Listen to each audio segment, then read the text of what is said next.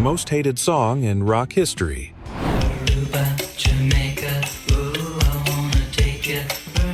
Remember the controversy around this song?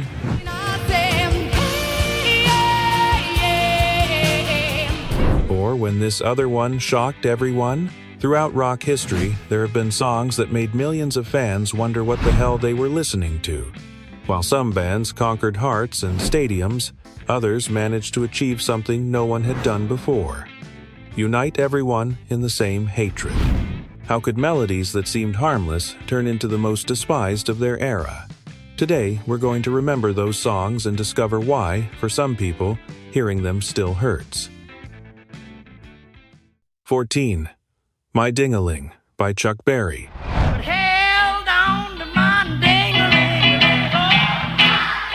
Talking about Chuck Berry means talking about the man who invented rock and roll.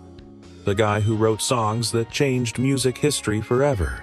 When we think of him, we think of that unmistakable guitar sound. We think of those 50s when everything was new, when rock was born with a force no one could stop. And yet his only #1 hit on the charts was this track.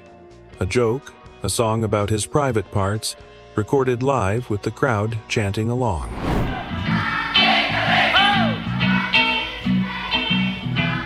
For many, it was an insult to his own legacy. We're talking about the man who inspired the Beatles, the Rolling Stones, practically everyone who came after. And his biggest commercial success was this a kind of tasteless gag to a lot of people. Despite all the controversy, the hit was recorded at the Lancaster Festival in England in front of more than 6,000 people. You must be playing with your own ding-a-ling. Berry had been playing it as a joke at his concerts for years, but he never thought it would become a worldwide smash. Fate has a pretty weird sense of humor. Before we continue, we'd love to get to know you a little better. What's your name and how old are you? Drop it in the comments. Let's keep going. 13. Afternoon Delight by Starland Vocal Band. Find my baby, gonna hold her tight, gonna grab some apple. Close your eyes for a second and imagine the year 1976. While the Ramones and Sex Pistols were about to change everything with punk, this was playing on the radio. A song about romantic encounters during nap time, with vocal harmonies that sounded like spaceships taking off. It was sweet, it was soft. It was exactly everything punk came to destroy. For the rockers of that era, this melody represented everything wrong with commercial music. We know the night is always gonna be here anyway. It was the sound of surrender, of conformity, of an industry that preferred safe over authentic. Not many know this. The title comes from a menu item at a restaurant called Clyde's in Washington, D.C. The band members saw the term on the dessert list and decided to use it as a metaphor. Still, the craziest part came later because the recording won a Grammy for Best Vocal Arrangement.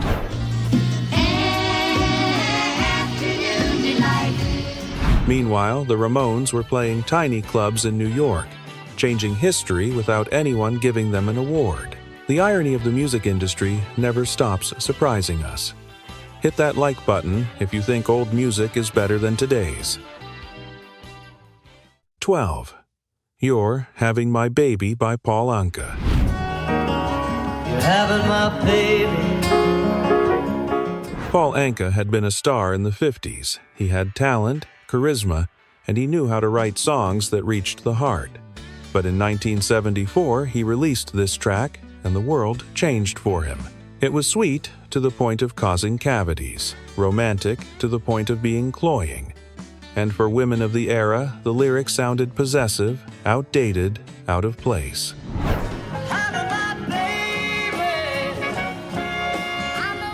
The women's liberation movement was in full swing, and here came Paul Anka singing to a woman about his baby as if she were just an accessory in the story. In a massive CNN poll years later, this track was voted the worst song in history. Not one of the worst, the worst. That's how strong the rejection was. The curious thing is that Paul Anka was a star. Songs like this had catapulted him to fame just a few years earlier.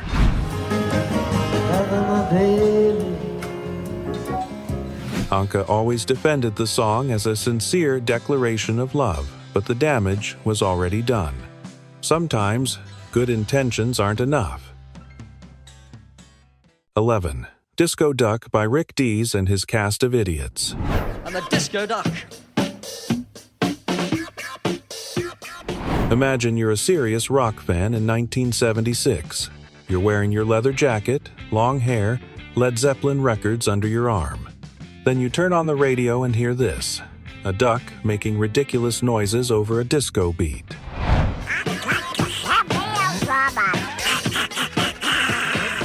For many, this was the definitive proof that disco had to be destroyed. It no longer just annoyed the usual haters, it now raised eyebrows even among people who danced under disco balls every weekend. Rick Dees was a Memphis disc jockey who recorded the track almost as a joke. He never imagined it would hit number 1 and at the same time start disco's decline. Despite everything, it sold more than 4 million copies in the United States alone.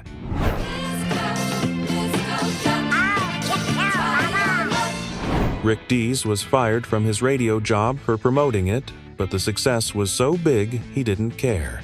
He built an entire career on the ruins of that joke. 3 years later, in 1979, thousands of people burned disco records in a baseball stadium in Chicago. And somehow, it all started with that duck. 10. I Was Made for Lovin' You by Kiss.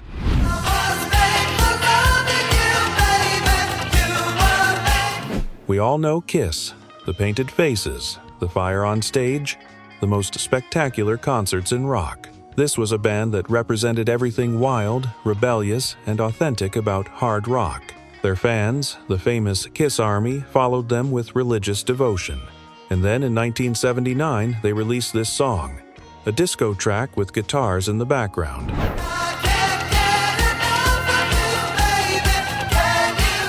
The silence in the fan clubs was deafening. Gene Simmons, the bassist with the demon tongue, had sold his soul, but not to the devil like everyone thought. He'd sold it to money, to the charts, to the trend of the moment. Here's a devastating detail. The lyrics were written in less than an hour by guitarist Paul Stanley and producer Desmond Child.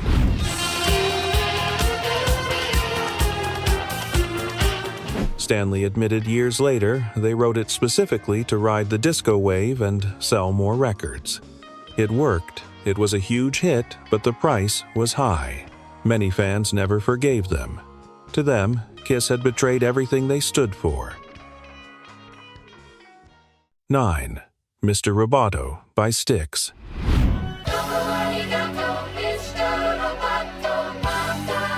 Styx was a serious band. They'd had major hits, albums that sold millions, tours that filled stadiums. Until they released the track you're hearing with its Japanese chorus, its over-the-top theatricality, its futuristic concept that many found ridiculous.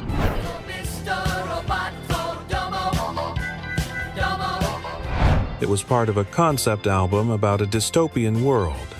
Very ambitious, maybe too ambitious, that was hated even by some of the band members. The guitarists hated this song so much that the tensions led to the group's breakup shortly afterward.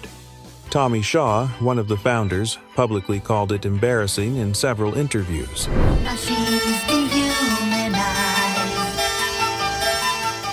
This hit killed their street credibility. They went from being a respected rock band to being the industry joke. It's curious how one song can destroy years of work, years of building a reputation, a sound, an identity, all lost because of a robot singing in Japanese. What's the song you hate the most? Drop it in the comments. 8. We Are the World by USA for Africa.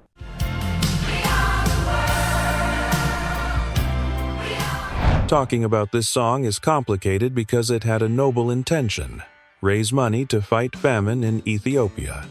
45 major artists gathered in a studio, the biggest stars of the moment. It was a historic event for culture and for music, but the execution told a completely different story. And the truth, you know love is all we need. Watching Bob Dylan, clearly uncomfortable, unsure what to do with his vocal part, the excess sentimentality, the egos of the stars competing for the spotlight. It all created an atmosphere that wasn't ideal for creating art. For many rock fans, this was the peak of the industry's self-congratulation, an exercise in vanity disguised as charity. There's a choice we're making. Fun fact: producer Quincy Jones put a sign on the studio door that read, "Check your egos at the door." Apparently, not everyone read it, because there were tensions throughout the entire recording about who sang what part and how much screen time each star got. The hit raised more than $60 million for humanitarian aid, but that didn't stop many from considering it unbearable. 7. Sussudio by Phil Collins.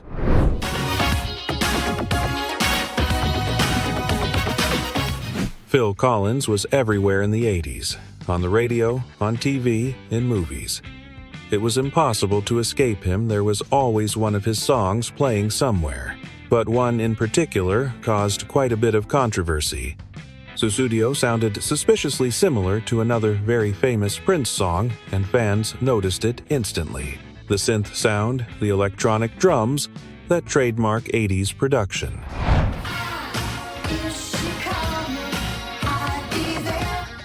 For some, it was great. For others, it was exactly what was wrong with 80s music. Here's a fun fact.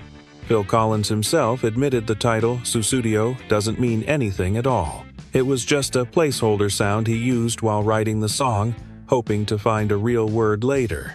He never did, so it stayed.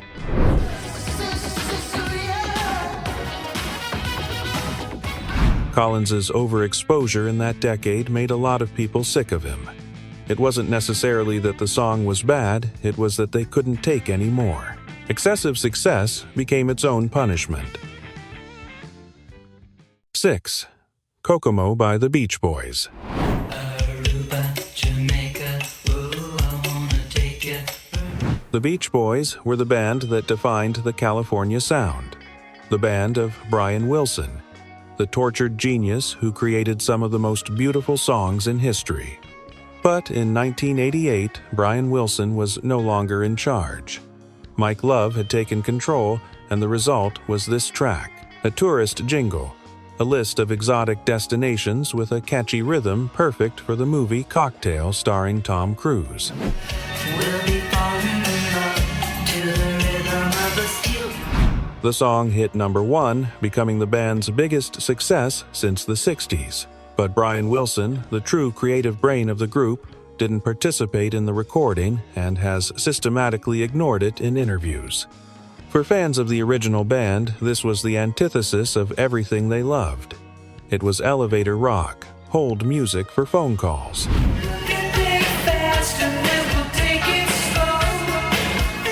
The same men who had created masterpieces were now doing commercials with palm trees.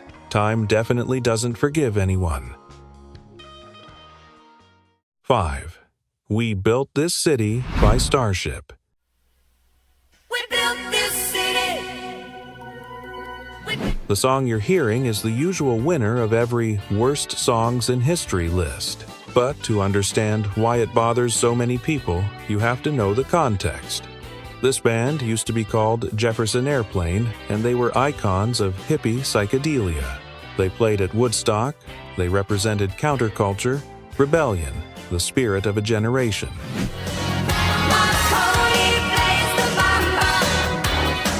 And overnight, they turned into this, a plastic corporate product singing about rock and roll in the most ironic way possible. Not many know that Bernie Taupin, Elton John's famous lyricist, wrote the words. Yet he's publicly said the band ruined it with the production and arrangements. According to him, the original song was very different from what it ended up being.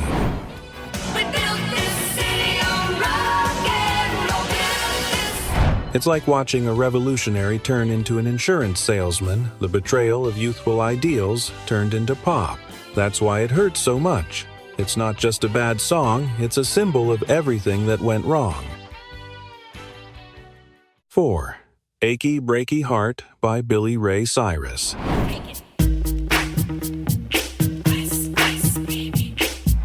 That chorus is unique. Once it got in your head, it didn't leave. Days, weeks could pass, and you'd still be humming it without wanting to. That can be very good or very bad, and for most of the world it was exactly the second one. Billy Ray Cyrus, with his signature mullet and line dance, became a phenomenon, but also a symbol of everything wrong with 90s commercial music. Speak of that booms, I'm killing your brain like a poisonous mushroom. Deadly when I play it, don't... Not many know this. The song was rejected by several artists before Cyrus recorded it. One of them was the Marcy Brothers, who thought it was too simple. And maybe they were right. Cyrus sold more than 20 million copies of the album that contained it. But he paid a heavy price because country had turned into repetitive pop. Check out the hook while DJ revolves it. Ice, ice, baby. It was taking something sacred and turning it into disposable product. It was simply unforgivable to many. Subscribe to the channel if you want to explore more milestones in music history. 3. Shiny Happy People by R.E.M.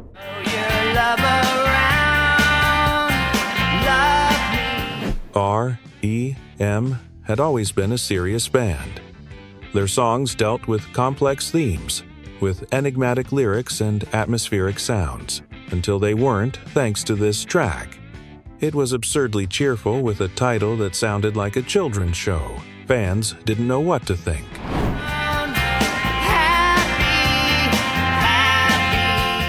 Michael Stipe, the band's singer, hates this song with a passion. He systematically refused to perform it live for decades. In interviews, he's called it kids' music that got out of hand. When the artist himself hates his own creation, something went very wrong.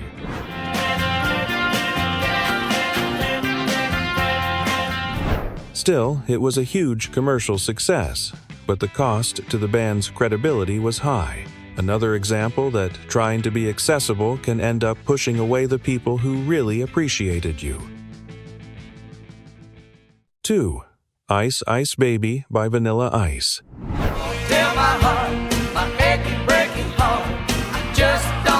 Here, we enter sacred territory because this song touched something untouchable for rock fans: Queen and David Bowie's music. The bass line was practically identical to Under Pressure, and when asked about it, Vanilla Ice denied it. He said it was different because it had an extra note. No one believed him. I moved to Arkansas. You can tell your dog about my leg. The truth came out years later when Vanilla Ice admitted he bought the rights to the original track to avoid lawsuits. Rumors say he paid several $1,000,000, though he never confirmed the exact amount. For any Queen fan, especially after Freddie Mercury's death, this track was unforgivable. It wasn't just plagiarism, it was disrespect.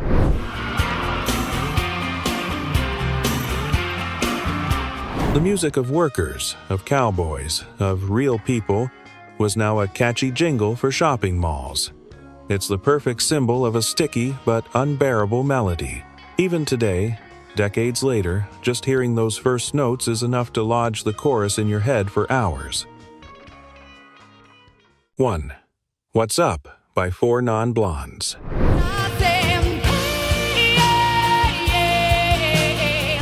And we reach number 1, the most hated song on this list. That endless scream, that voice climbing and climbing without ever seeming to reach anywhere, that repetition that felt designed specifically to drive you crazy. At the time, it was an anthem. People sang it everywhere. But time wasn't kind to it, and love turned into hate.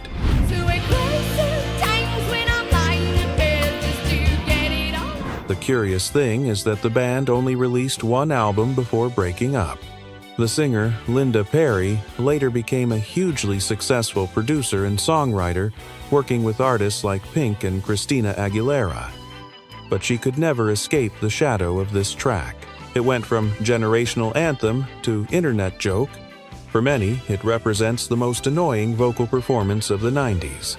That singing style that felt more like an endurance exercise than an artistic expression.